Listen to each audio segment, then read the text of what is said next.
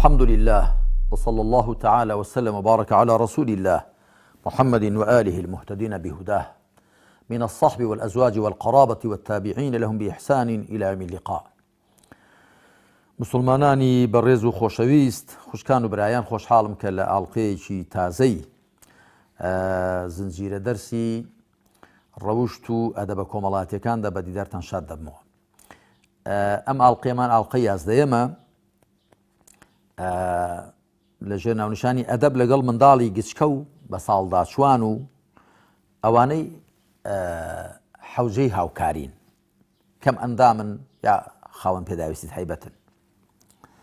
ئەمە لە دوو بڕگەدا ئەم بابەتە دەخەینە ڕوو کە ئەدەبی مامەڵە لەگەڵ منداڵی گچکە و لەگەڵ مرۆڤی بەتەمەن، چ پیا و چ ئافرەت، و لەگەڵ کەسانی کەم ئەندام یا پەککەوتە یا هەر جۆرە پێداویستیەکیان هەبێت دەبێت چۆن مامەڵیان لەگەڵدا بکرێت. بڕگەی یەکەم منداڵ و مرۆڤی بەتەمەن.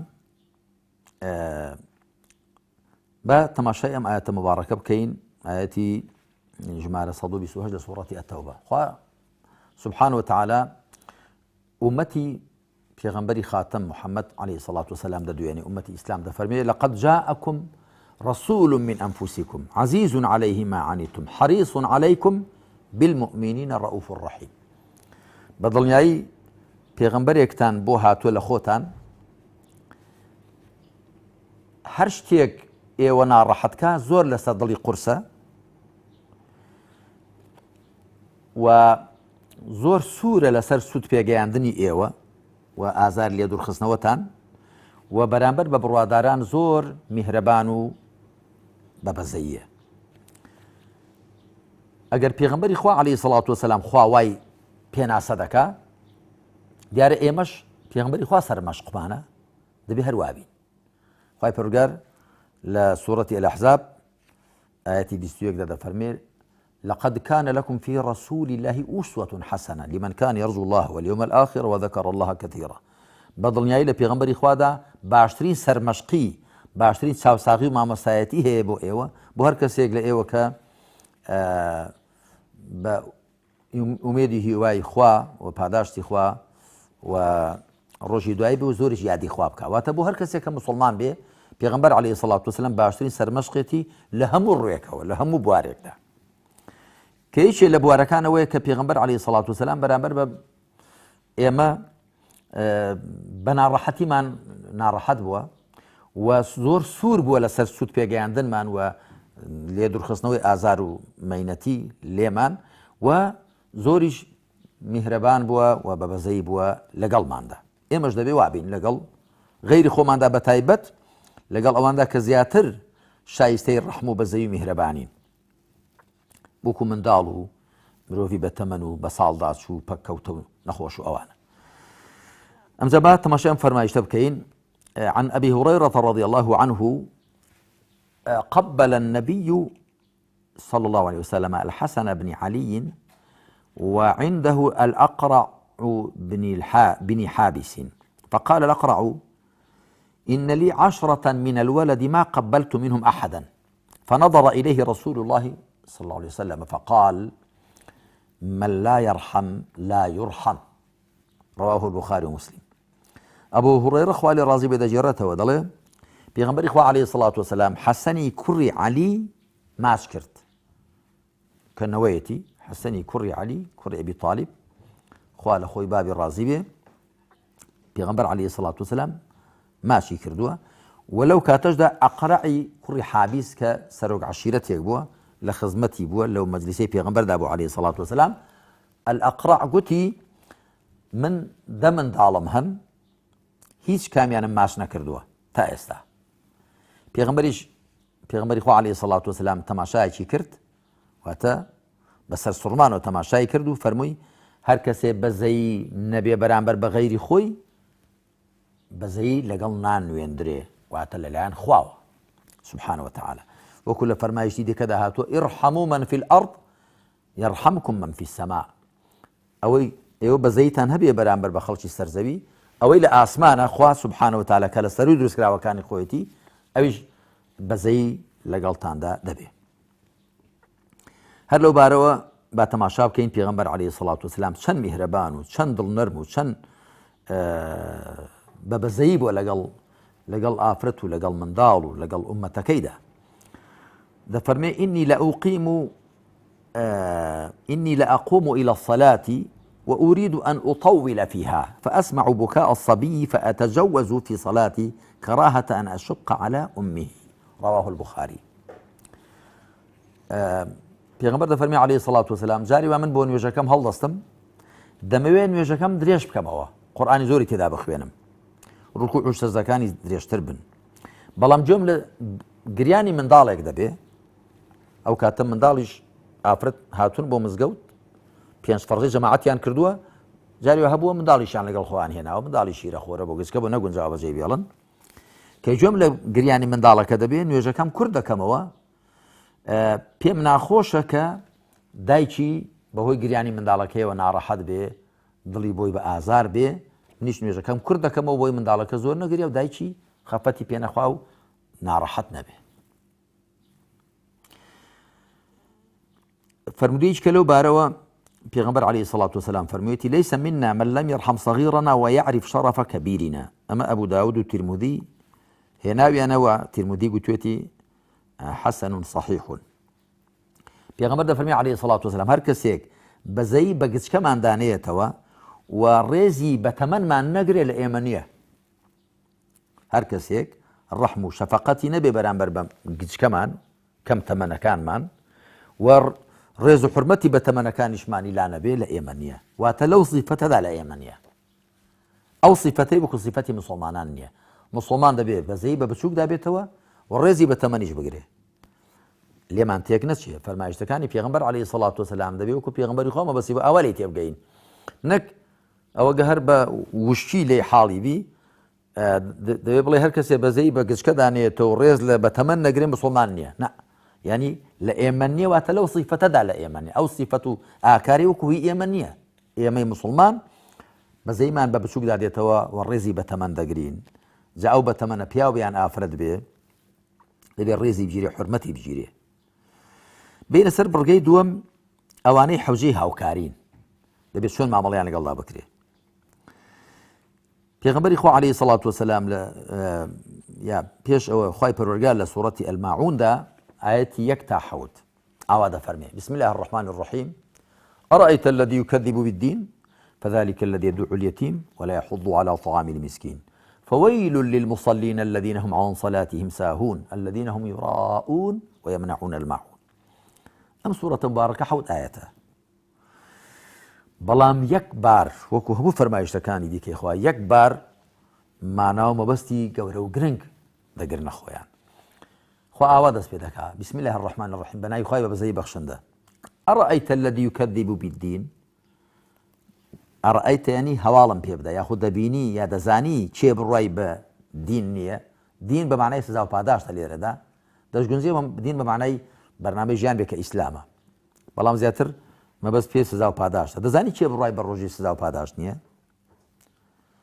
فذلك الذي يدعو اليتيم ولا يحض على طعام المسكين ئەو کەسەیەکە لە هەتیوەوە دەخوڕێ لە منداڵی بێبابەوە دەخوڕێ پاڵی پێوە دەنێ تێی دەخوڕێ لە جیاتیەوەی کە دەستی بەسەردا بێنێ و نازی بکێشێ تێوە دەخوڕێ لێ تووڕە دەبێ ولا يحض على طعام المسكين ولا جیاتی ئەوەی کە خواردندا بە نەدار هەژار خەڵک بۆ هان نادە نە بۆ خۆی هاوکاری دەکا نە خەڵکیشی بۆ هان دەدا. دوایی دەفەرمێ فەوەیل للمصلين الذين هم عن صلاتهم ساهون سزای سەخت بۆ نوێژکارانەی لە نوێژەکانیان بێ ئاگان. ڕەنگە هیچێک بڵێ ئەوە چ مناسەبەت و چ پەیوەستێکی لەگەڵەوەی پێشێدا هەیە ئەو پەیوەستەی هەیە کە کەسانێک هەن نوێژکەرن بەڵام ڕەحم و شەفەقەتیان نیە بەرامبەر بە هەتی و بەرامبەر بە هەژار و نەدار. خوا دەفەرمی سزای سەخت بۆ نوێژکەرانەی لە نوێژەکانیان بێ ئاگان ئەگەر کەسێک نوێژەکەی بەڕاستی نوێژ بێ ڕەحم و شەفەقەت و بەزەیت لە دڵدا پەیدا دەکا بەرامبەر بە هەژار و نەدار و بەرامبەر بەوانەی کە پێویستیان بە هاوکاری هەیە بە تایبەتی هەتی و منداڵی بێباب و کەسانی هەژار و نەدار. بۆیە دەفەرمی سزای سەخت بۆ نوێژکەران لە نوێژەکان بێ ئاگان نافەرمێت لە نوێژەکانیاندا بێ ئاگان، نافەرمێ فی سەڵاتیهم ساهون. ئەگەر وای فەرموو بە کەسمان لێ دەرباز نەدەبوو مەگەر چۆن، هیچ کەس نییە لە نوێژەکەیدا جارێک داڵغە و خەیاڵی بە ولاولادا نەچێ، بەڵام خوا دەفەرمێ عن سەڵاتیهم ساهون، لە نوێژەکەیان بێ ئاگان. واتە نوێژ دەکەن بەڵام نوێژەکان کاریگەری لەسەریان نییە، ئەو ڕەوشت و خەسڵەتە بەرزانیان تێدا پەیدا ناکە کە پێویستە لە نوێژخەراندا هەبن، لە پێش هەمویان و ڕەحم و بەزەیی بەرامبەر بە کەسانی بێدەرەتان و لێقەوما و کەسانی کە پێویستیان بە هاوکاری هەیە بە تایبەتی هەتی و هەژار و نەدار. دوایی دەفەرمێ الذين هم يراءون، ئەوانەی کە ڕیابازی دەکەن، ئەی بۆ نوێژ دەکەن، نوێژەکەیان زیاتر بۆ ڕوودەربایسی و سەرنجڕاکێشانی خەڵکە، ويمنعون الماعون، و هاوکاری لە خەڵک دەگرنەوە، هاوکاری خەڵک ناکەن. ئەگەر لە ئێمە بپرسن چێ بڕوای بە ڕۆژی دوایی نییە، دەڵێن کەسێک کافرە، بەڵام خوا دەفەرمێ و کەسە بڕوای بە ڕۆژی دوایی نییە، بڕوای بە ڕۆژی سزا و پاداش نییە، زەقترین و دیارترین صیفەتی ئەوەیە کە پاڵ بە هەتیەوە دەنێت تێوە دەخڕە لێ تووڕە دەبێ لە زیاتیەوەی کە هاوکاری بکە و دەستی بەسەردا بێنێ و بیلاوێنێتەوە و هانی خەڵکیش نادا بۆ یارمەتیدانی هەژار و نەدار.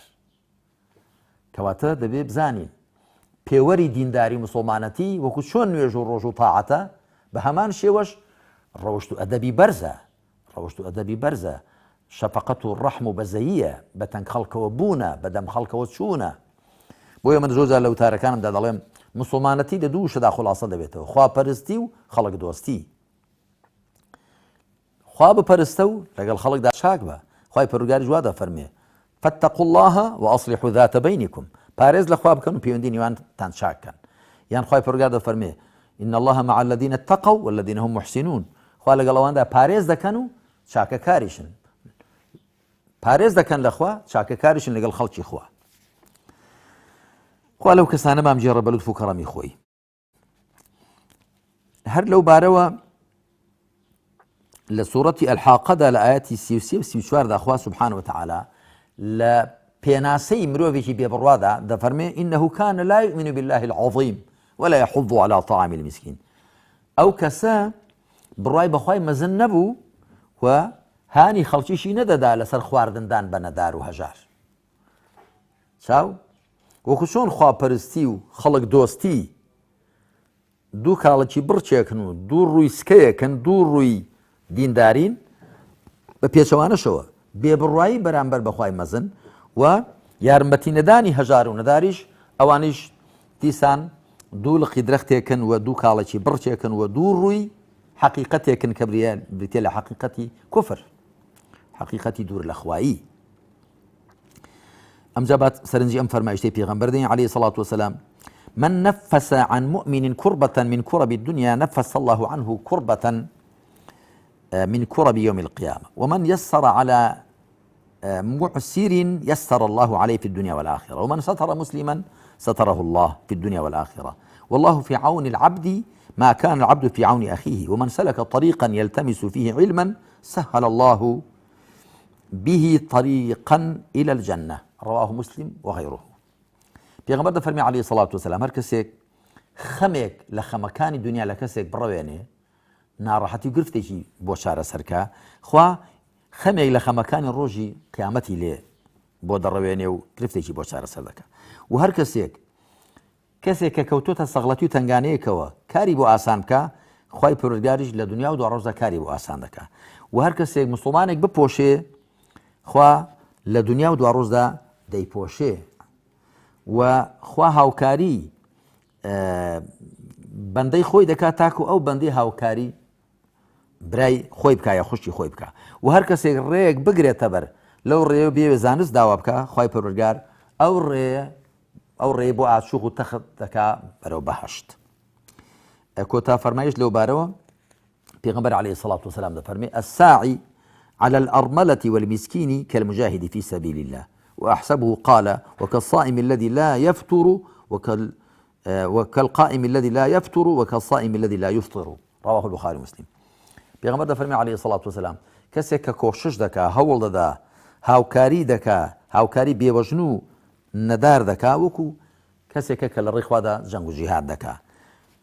و پێم وایە گوتی ڕابیەکە دەڵێ پێم وایە گوتی فەرمووشی و کەسێک کە هاوکاری بێوەژن و نەدار و هەژار دەکا وەکو کەسێکە کە شەو نوێژ دەکا و نایپسێنێتەوە و هەمیشە ڕۆژی سونەت دەگرێ و ڕۆژە سونەتەکان ناپسێنێتەوە نایەنشتێنێ واتە بەردەوامە لەسەر شەو نوێژ و ڕۆژووی سونەت بەو شێوەیە خوای پروردگار دەیخاتە ئەو پلێ ئەو پاداشتەی کە دەیدات بە بابای شەو نوێژکەری بەردەوام ڕۆژووگری بەردەوام دەیدات بە کەسێکیش کە یارمەتی بێوەژن و هەتی و نەدار دەدا.